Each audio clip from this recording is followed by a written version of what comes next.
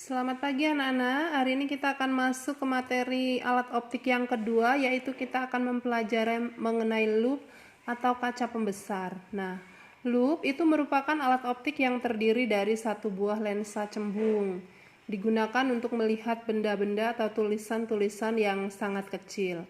Yang akan kita pelajari untuk materi loop adalah bagaimana menentukan letak benda dan juga perbesaran loop untuk beberapa kasus yang akan kita lihat.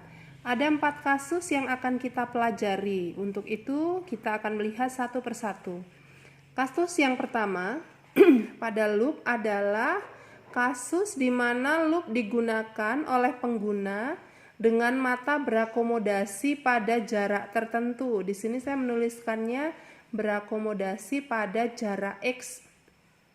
Ketentuan yang berlaku, letak bayangan yang dibentuk oleh lensa loop itu berada pada posisi min X, min titik X ya, jarak yang dimaui oleh soal. Kemudian perbesaran loopnya bisa kita hitung dengan menggunakan persamaan ini, bahwa perbesaran untuk loop itu adalah perbesaran anguler sehingga simbolnya adalah MA. MA-nya bisa kita hitung dengan menggunakan persamaan SN per F ditambah dengan SN per X. Ini untuk kasus pertama, loop digunakan oleh pengguna dengan mata berakomodasi pada jarak X.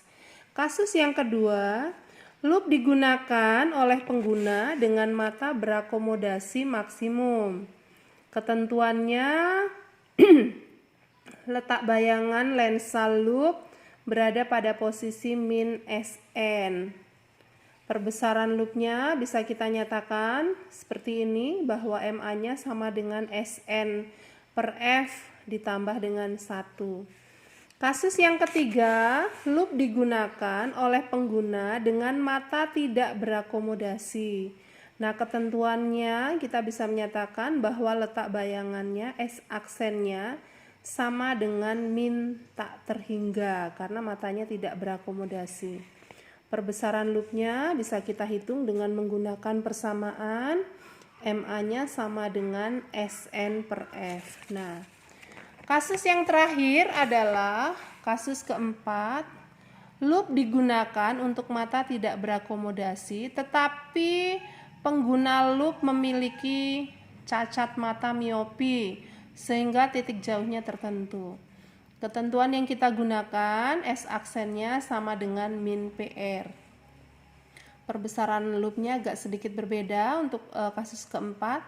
Di sini MA-nya menggunakan persamaan SN per S. Nah, untuk menentukan letak benda pada loop untuk semua kasus, kita bisa menggunakan rumus lensa tipis. 1 per F sama dengan 1 per S ditambah dengan 1 per S aksen. Nah, di sini hati-hati, S aksen yang digunakan adalah S aksen sesuai dengan ketentuan kasus yang ada. Kalau mata tidak berakomodasi pada jarak tertentu berarti S aksennya min PR. Kalau pada mata tidak berakomodasi maka S aksennya min tak hingga.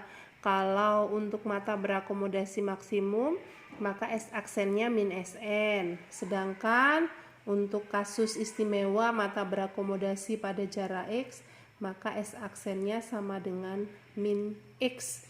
Jadi untuk menentukan letak bendanya, S aksennya menggunakan ketentuan yang ada pada kasus-kasus yang diminta dalam soal.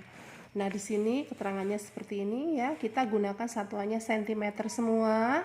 Karena SN-nya itu adalah titik dekat mata normal, kita menggunakan satuan cm yaitu 25 cm.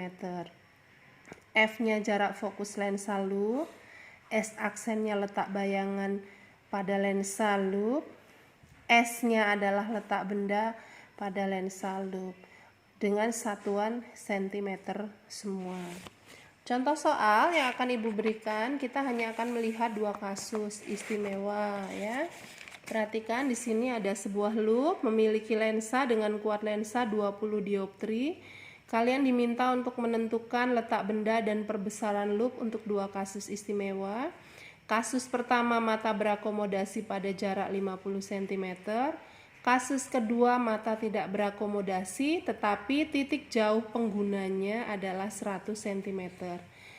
Dari soal kuat lensa loop 20 dioptri, kita bisa menentukan jarak fokus loopnya. Dengan menggunakan persamaan kuat lensa P sama dengan 100 per F, maka kita bisa menghitung ternyata jarak fokus lensa yang digunakan untuk loop yang ada dalam soal ini adalah 5 cm. Kemudian yang ditanyakan adalah jarak letak benda dan perbesaran.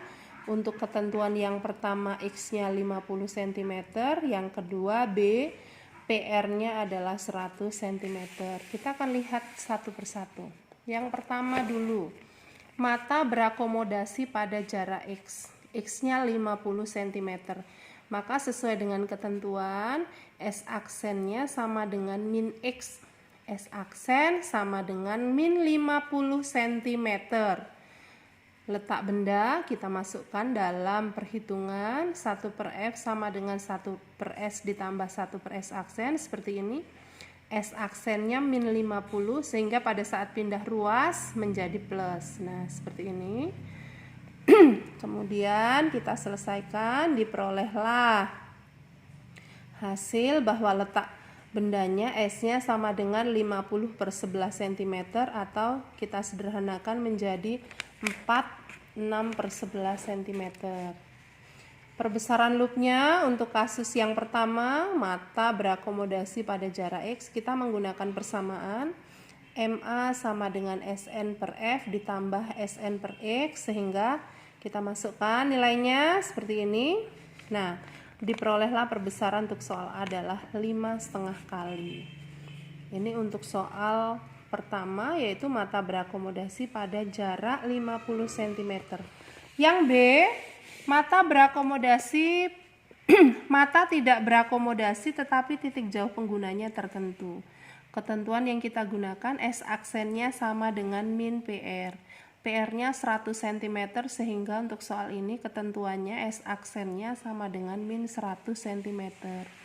Letak benda kita masukkan dalam persamaan seperti ini. Diperolehlah nilai S-nya adalah 100 per 21 cm atau disederhanakan menjadi 416 per 21 cm. Ini letak benda. Perbesarannya untuk kasus ini kita menggunakan persamaan MA sama dengan SN per S. Perhatikan, supaya lebih gampang menghitung, saya menggunakan S dalam bentuk pecahan utuh. Sehingga kalau dari sini S-nya adalah 100 per 21 cm atau 416 per 21 cm. Yang saya ambil adalah 100 per 21. Supaya lebih memudahkan kita dalam perhitungan. Nah, seperti ini. Kita hitung sehingga diperoleh perbesarannya 5/4 kali. Ini untuk loop, semoga bisa kalian pahami, kemudian nanti latihan soalnya dikerjakan supaya lebih memahami lagi untuk konsep alat optik, yaitu alat optik yang kedua yaitu loop. Oke anak-anak, selamat belajar online, tetap semangat, jaga kesehatan, dan stay at home, belajar, bekerja, beribadah, dan berdoa dari rumah. Selamat pagi.